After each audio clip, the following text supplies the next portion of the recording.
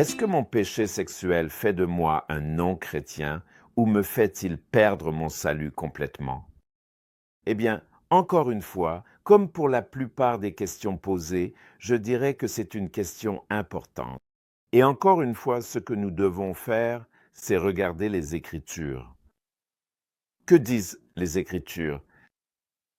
Eh bien, notre première compréhension du salut est qu'il repose uniquement sur l'œuvre accomplie du Seigneur Jésus-Christ. Et pour vous le prouver, nous allons rapidement regarder Romains 3, 21. Si la Bible dit là, dans Romains 3, 21, mais maintenant, la justice de Dieu a été manifestée indépendamment de la loi. Remarquez cette expression, indépendamment de la loi. Bien que la loi et les prophètes en rendent témoignage, la justice de Dieu vient par la foi en Jésus-Christ pour tous ceux qui croient. Car il n'y a pas de distinction, puisque tous ont péché et sont privés de la gloire de Dieu. En d'autres termes, aucun de nous ne mérite le salut.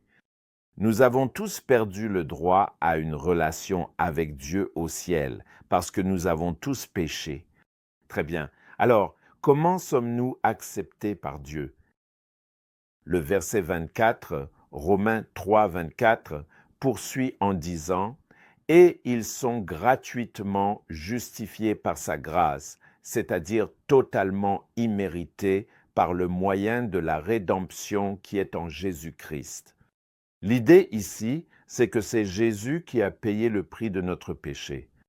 La rédemption signifie racheter, et nous avons été rachetés par le sang que Jésus a versé sur la croix.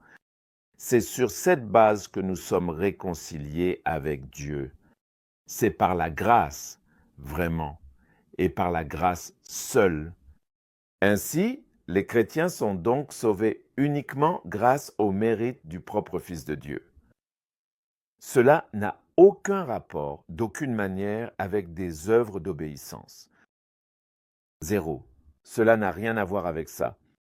Donc, à la question suivante, si je pêche, quel que soit le péché, est-ce que je perds alors mon salut? Est-ce que je ne suis plus chrétien? La réponse est non, parce qu'il faut être honnête. Nous péchons tous et nous péchons chaque jour de différentes manières. Très bien, la question se pose tout de même. Cela signifie-t-il alors que nous devrions pécher comme bon nous semble? Après tout, Jésus est mort pour nous? Il y a une autre réponse à cette question, et elle se trouve à la fin du chapitre 3 de l'Épître aux Romains. Écoutez ceci. Il est écrit au verset 31. « Anéantissons-nous donc la loi par la foi ?» En d'autres termes, cela n'a pas d'importance. Nous n'avons pas besoin d'obéir. Sa réponse est certainement pas. Au contraire, nous confirmons la loi. Le point que Paul souligne ici est le suivant. L'œuvre de salut de Dieu s'accomplit selon deux axes. Le premier, c'est notre justification, notre pardon.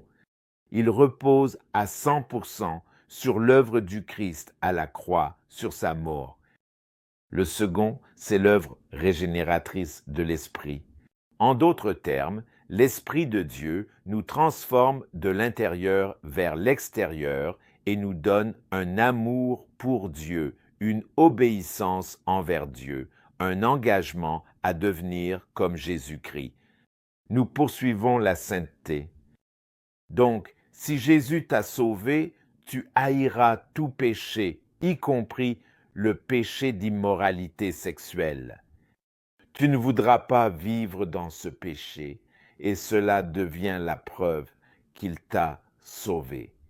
Oui, il se peut que tu y tombes, mais tu feras tout ce qui est en ton pouvoir pour ne plus jamais suivre cette voie. Et c'est la deuxième réponse à cette question. La question à nouveau. Si je pêche sexuellement, est-ce que je ne continue plus dans le salut?